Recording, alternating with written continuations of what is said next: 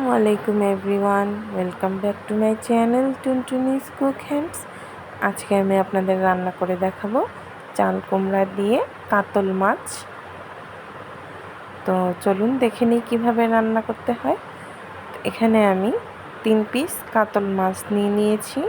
মাছগুলো ভালো করে ধুয়ে এখন আমি এতে কিছুটা লবণ, ধনিয়া গুঁড়া আর হলুদের গুঁড়া দিয়ে ভালো করে মিশিয়ে নেব।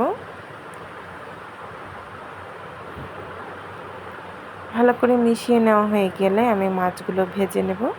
মাছগুলো ভেজে নেওয়ার জন্য আমি একটা কড়াইতে কিছুটা তেল নিয়ে ভালো করে গরম করে নেব।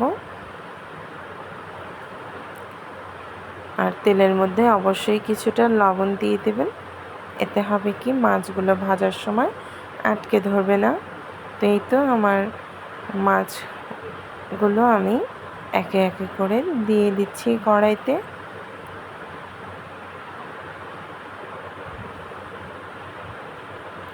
একটা পাশ ভালো করে ভাজা হয়ে গেলে আমি মাছগুলোকে উল্টে দেব অপর পাশটা ভালো করে ভেজে নেওয়ার জন্য।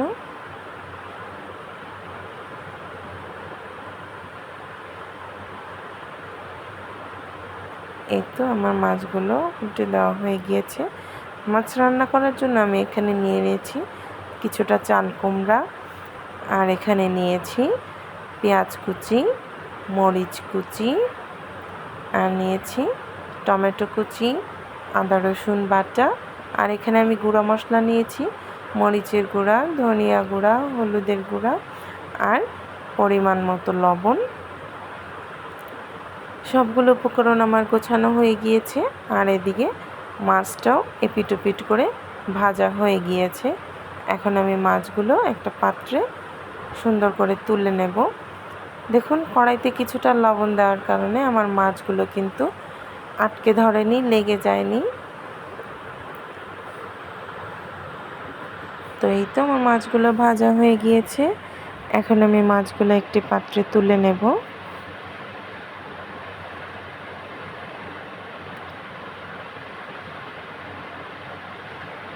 এখন আমি এই একই কড়াইতে মূল রান্নায় চলে যাব। এখন আমি এখানে দিয়ে দিব পেঁয়াজ কুচি,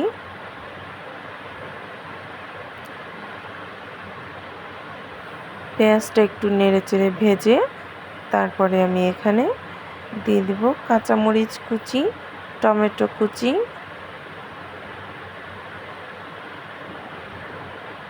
এখন এই উপকরণগুলো আমি সবগুলো একসাথে ভালো করে ভেজে নেব।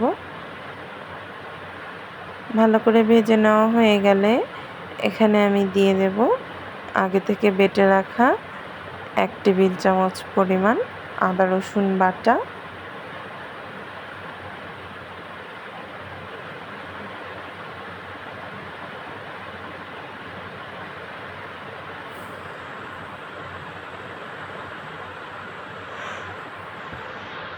মশলাটা দিয়ে আমি ভালো করে কষিয়ে নেব যাতে মশলাটার কাঁচা ফ্লেভারটা না থাকে। এরপরে আমি এখানে কিছুটা পানি দিয়ে তারপরে গুঁড়া মশলাগুলো দিয়ে দেব। গুঁড়া মশলাগুলো দেওয়ার আগে অবশ্যই কিছুটা পানি দিয়ে নেবেন, তাহলে আর মশলাগুলো পুড়ে যাবে না। এই তো মশলাগুলো দেওয়া হয়ে গিয়েছে। এখন আমি ভালো করে কষিয়ে নেব যাতে এক্সট্রা যে পানিটা দিয়েছিলাম সেটা শুষে গিয়ে উপরে তেল উঠে আসে। মশলা কষিয়ে নেওয়া হয়ে গেলে এখানে আমি আগে থেকে কেটে ধুয়ে রাখা চাল কুমড়োগুলো দিয়ে দেব। আমরা অনেকেই কিন্তু বুঝি না যে চাল কুমড়া কীভাবে রান্না করব, তো তাদের জন্য আমার এই রেসিপি। আপনারা চাইলে এভাবেও রান্না করে নিতে পারেন। চাল কুমড়োগুলোকে আমি ভালো করে মশলার সাথে নেড়ে চেড়ে কষিয়ে নেব।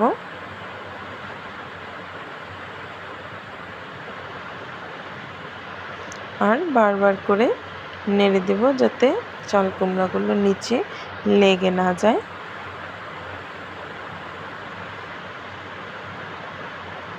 যে কোনো তরকারির স্বাদটা হয় কিন্তু আসলে কষিয়ে নেওয়ার উপরে। তো আপনি যদি তরকারিটা ভালো করে কষিয়ে নেন তাহলে কিন্তু তরকারি থেকে খুব সুন্দর একটা ঘ্রাণও আসবে, তরকারিটা খেতেও বেশ মজা হবে। এই তো চাল কুমড়াটাকে আমি বেশ কিছু সময় ধরে এভাবে বারবার নেড়েচেড়ে ঢেকে ঢেকে কষিয়ে নেওয়া হয়ে গিয়েছে আমার। তো এখন আমি এখানে কিছুটা পানি দিয়ে দেব।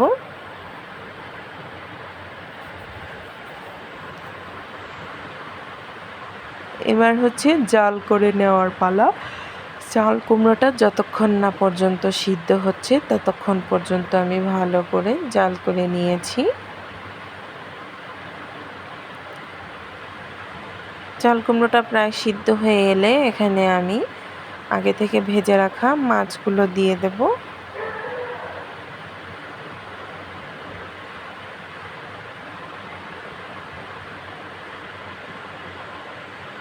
ব্যাস, এই তো দেখুন সুন্দর করে আমি চাল কুমড়োর সাথে মাছগুলো দিয়ে দিলাম। এখন আমি একটু 5 মিনিট ঢেকে দেব যাতে মাছগুলো ভালো করে সিদ্ধ হয়ে যায়।